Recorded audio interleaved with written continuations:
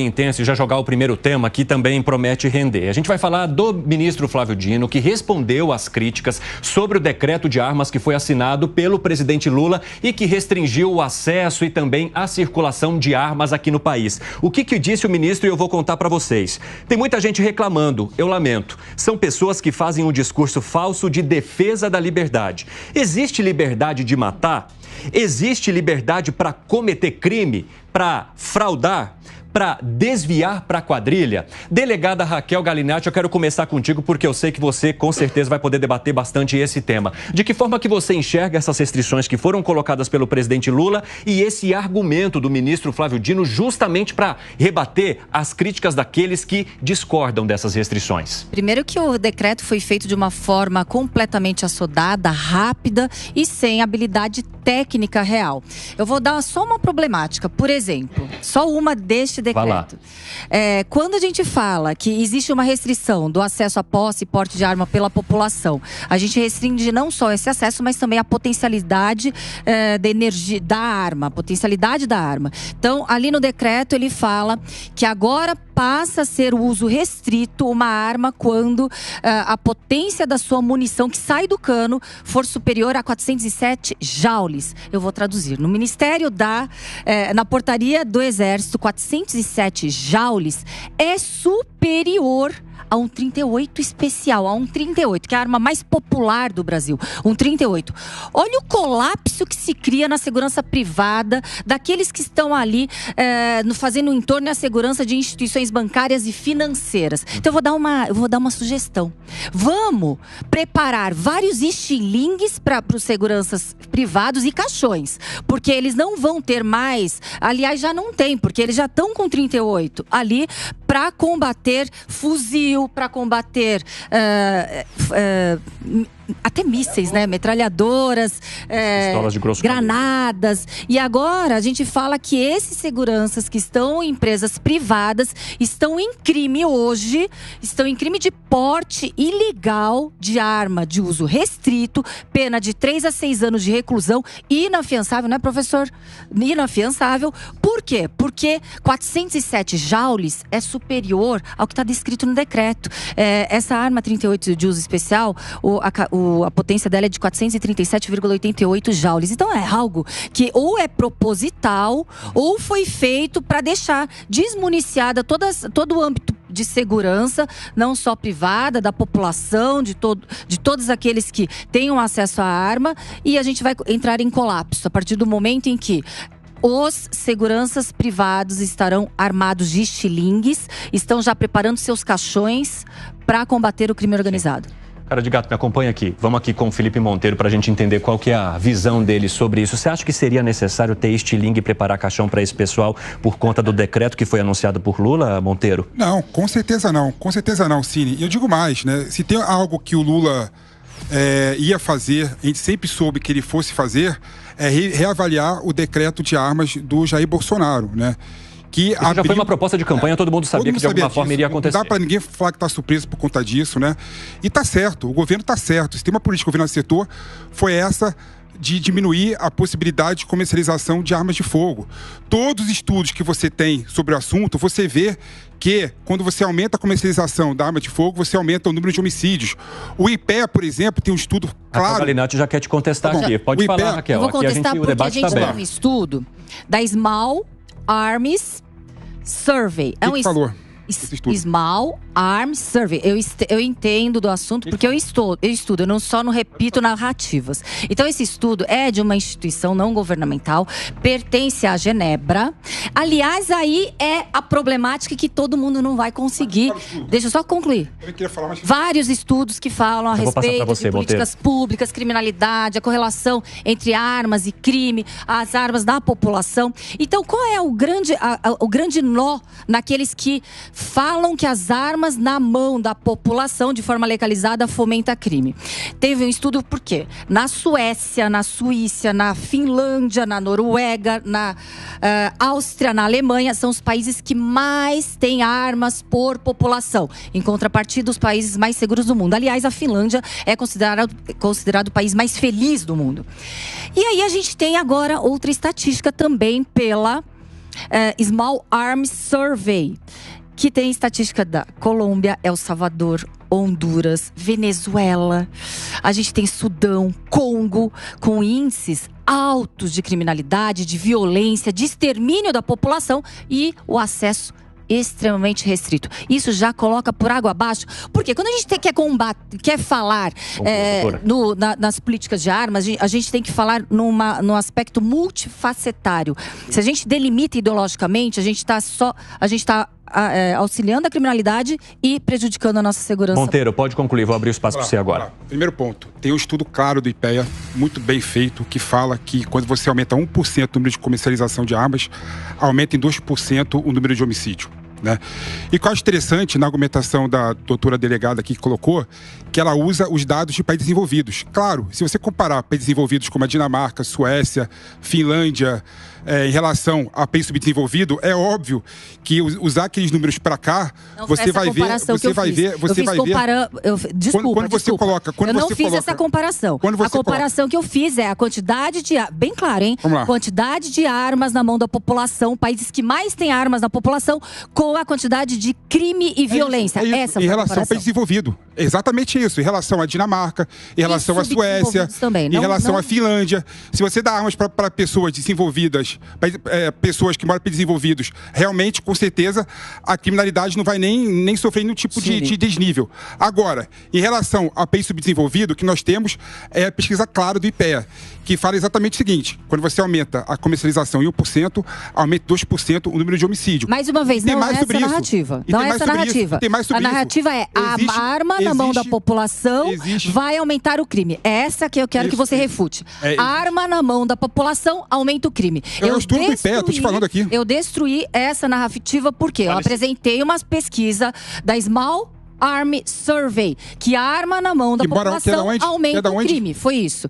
É de Genebra, uma pesquisa mundial. Baseada em quais países? Todos. Eu falei Sudão, eu falei Venezuela, eu falei El Salvador. Eu acho que tem um ponto para analisar nisso. Eu entendo que você traga esse número do IPEA. Primeiro que tem que discutir. Não, e tem outro número também. Tem que ver o IPEA. O IPEA é tocado por quê? Porque agora tem política sendo nomeada pelo IBGE. Só para terminar o ponto do IPEA aí na época. Eu queria dizer o seguinte: para além de quem conduz o IPEA que pode deixar duvidosa essa pesquisa, eu diria o seguinte: não é uma comparação, não é só uma comparação de venda de arma com índice de criminalidade. Porque o problema é qual é o regramento pro uso, pro porte, pro uso dessa arma. Porque você vender arma não é o fim da história. Você poder vender arma atrelado a uma determinada série de regras que você acompanha a utilização e o critério para possuí-la ou para portá-la, é aí que mora o X da questão. Então, talvez o estudo que a doutora Raquel traga de alguns países mais desenvolvidos tenha a ver com a forma da venda e os critérios de fiscalização de quem as comprou. Não são de alguns países, são de todos os países do mundo. De todos os países. Eu apresentei aqui países restritos. É vazia. Se existe uma pesquisa que só fez um. Compara os Estados Unidos com a Inglaterra. Se existe uma pesquisa que só comparou vamos comparar o seguinte: venda de arma com aumento de criminalidade, essa pesquisa é furada. Compara o seguinte. E também foi falado de países, por exemplo, que as armas são extremamente restritas. El Salvador, Honduras, Inglaterra, Congo, Brasil. E aí o índice de criminalidade. Então, quando a gente faz comparativos de índices de criminalidade e acesso às armas, esses comparativos são furados. A gente tem que ter outros aspectos. Porque a premissa é equivocada. Não pode ser só esse o parâmetro. É equivocada a premissa. Davi, pode falar. Eu queria trazer um outro argumento, uma outra linha de raciocínio para esse debate, que eu acho que é crucial mesmo no país, né? A Constituição lá assegura o meu direito à vida, meu direito à integridade física. Diz que a minha residência é o asilo inviolável, né? Assegura o direito à propriedade, né? Tá tudo lá na Constituição, lá naquele gigantesco elenco de direitos e garantias individuais, que é mais para inglês ver do que, né, no Brasil não serve para absolutamente nada. Em paralelo, o Brasil é o pior dos 30 maiores países, as 30 maiores cargas tributárias do mundo na entrega de serviços públicos versus a carga tributária medida. É o pior, é o que menos entrega. Arrecada muito, arrecada mal e é o que menos entrega para a população. Bom, eu tenho lá na Constituição as minhas garantias individuais, eu tenho direito de me proteger, eu tenho direito de proteger a minha propriedade, eu tenho direito de proteger a minha casa, os meus filhos. O Estado não me dá isso. O Estado que não me dá absolutamente esse nada.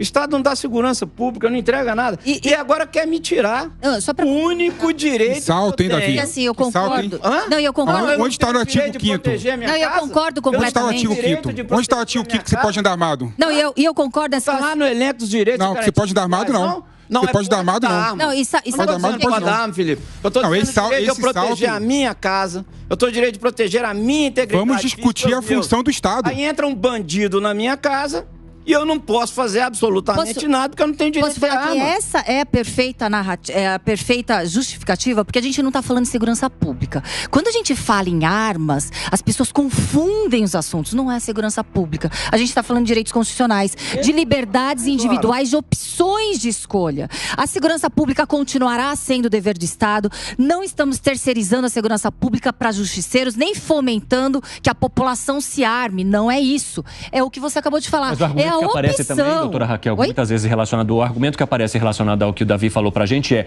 o Davi estaria preparado para encarar um criminoso que entre na casa dele? Os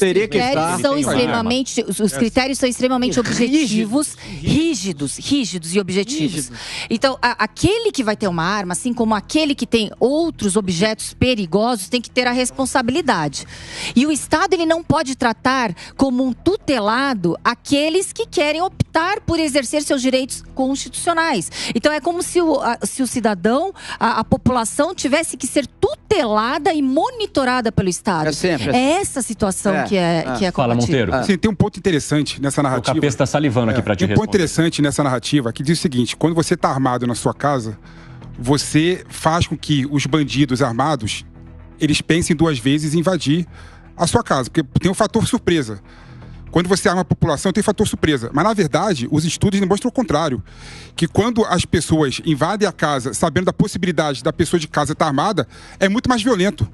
Vai preparado para matar. Nem invade. Vai preparado para matar. Vai preparado para te dar tiro. Entendeu? A questão é muito diferente, muito mais profunda do que isso. Um armado e o que eu fico triste, só para terminar, e o que eu fico triste desse tipo de narrativa é que é uma narrativa que você deixa de lado a função do Estado. Você não confia no Estado. O Bissoli, quando falou o seguinte: eu não acredito no IPEA, eu não acredito no IBGE. Não disse que eu não acredito no IPEA e no IBGE. Que absurdo. Que absurdo é esse? Eu não falei que eu não acredito. Entendeu? Eu falei que podem haver ações enviesadas quando as nomeações são políticas. As instituições são sérias. Quem as conduz que pode torná-la questionável. Felipe, você pode não acreditar no Estado, mas não estamos fomentando. Você não acredita. Eu acredito no Estado. Não acredita. Eu acredito no Estado. Não estamos fomentando justiceiros, nem terceirização da segurança pública. Dizendo que ele acredita no Estado, artigo que não necessariamente 144. Eu acredito no Estado. 144. Responsabilidade e dever do Estado. Ué, segurança. Você paga imposto pra quê? Eu pago imposto para sustentar o Estado tá lá, essa farra. Eu pago imposto para sustentar Agora, essa farra. Agora, se você quiser discutir de forma séria por que você gasta muito e não tem um retorno, é muito simples. $200 per capita é quanto a Inglaterra gasta por educação. O Brasil gasta $300 per capita em educação. E gasta mal Vamos aumentar. Vamos aumentar os impostos, então. Não é problema de gastar, não. Felipe, não é problema não é problema só de gestão, não, cara. Quanto o Estado brasileiro gasta com pessoal? Gente, 60% em média do orçamento público. Pronto. Nós estamos pagando, eu pagador de tributos, nós aqui, nós pagamos essa farra. Nós pagamos essa farra. Por isso que não sobra dinheiro para absolutamente nada nesse país. E é preciso corrigir uma coisa. O Felipe colocou uma coisa aqui, que ter arma em casa faz o bandido atacar de forma mais grave. Nós temos uma autoridade aqui, policial, que é delegado. Aliás, delegada... Eu não acredito em argumento de autoridade, Bissoli, desculpa. Eu não confio em argumento de autoridade. Fácil. Até câmera de vigilância... Então deixa a delegada falar sozinha, então. Eu não confio em argumento de autoridade. Um cachorro na porta de uma casa, o bandido vai pensar duas vezes. Agora você vem... Pensa nada. O cara com a arma não vai... Pensa nada. Isso aí, eu acho que assim... Acho que... Inclusive, delegada, vem uma pergunta da nossa audiência: se a senhora permanece armada dentro de casa, por exemplo? Com certeza. Com certeza, e com várias armas. Isso é claro. É melhor não entrar lá, realmente. Aliás, o meu marido também tem arma, porque ele é do grupo de operações especiais. Não é só arma de calibre pequeno, não. Capês, chegou a sua hora de falar. Muito bom. Eu acho o seguinte, esse é um tema que já vem sendo debatido há mais de 20 anos, tem posições de todos os lados, e sempre quem tem uma posição procura trazer argumentos para o seu lado. Sim. Tem pesquisa de tudo quanto é lado. Agora, o Instituto de Pesquisa Econômica Aplicada, que é o IPEA, está se metendo até a fazer atlas da violência. Então, você vê que tem tanta coisa para ele fazer... antes de fazer isso, ou seja, fornecer pesquisa, subsídios, planejamento econômico do país, está se metendo em fazer atlas da violência. Então tem pesquisa para tudo quanto é lado. A questão que se coloca é a seguinte: esse é um tema técnico, não é um tema para ser tratado com ideologia. E me parece que esse governo está começando a tratar o tema como um compromisso ideológico, como um compromisso de campanha, como uma linha de esquerda pedagógica, ideológica, que não deve ser trazida para essa questão. Em primeiro lugar, se você vai rever de uma hora para outra o decreto de armas, como colocou a doutora Rael Galinatti, que é uma delegada experiente, foi presidente do sindicato dos delegados de polícia, está inclusive uma representante da classe, ela sabe o que ela está falando. De uma hora para outra, uma série de pessoas vão estar em flagrante delito por crime de posse ilegal de arma de calibre restrito, com reclusão de até 6 anos. Uma pena, portanto, que levará a pessoa a, na melhor das hipóteses, começar a cumprir sua pena em regime semiaberto, ou seja, dorme na cadeia. Pessoas que hoje estão autorizadas a portar arma de determinado calibre. É claro que a gente precisa verificar. Eu sou a favor de uma fiscalização. Eu sou contra entrega indiscriminada de arma para as pessoas. Tem que ter exame psicológico, tem que ter exame de eficiência no manejo da arma. Esse controle tem que ser periódico. Não, eu sou contra uma liberação plena e total. Agora, é preciso tratar com mais responsabilidade. E quando eu vejo, por exemplo, o ministro Flávio Dino dizer: existe liberdade para matar, mas o que tem isso a ver? O que tem a ver essa pergunta com a discussão que nós estamos fazendo sobre controle de armas, sobre fiscalização na concessão de porte, sobre uma discussão com a sociedade e também com pessoas especializadas? Tem que chamar o Ministério Público para falar sobre isso, tem que chamar as organizações policiais, civis e militares, as Forças Armadas, especialistas em sociologia, psicologia social, não tem problema nenhum.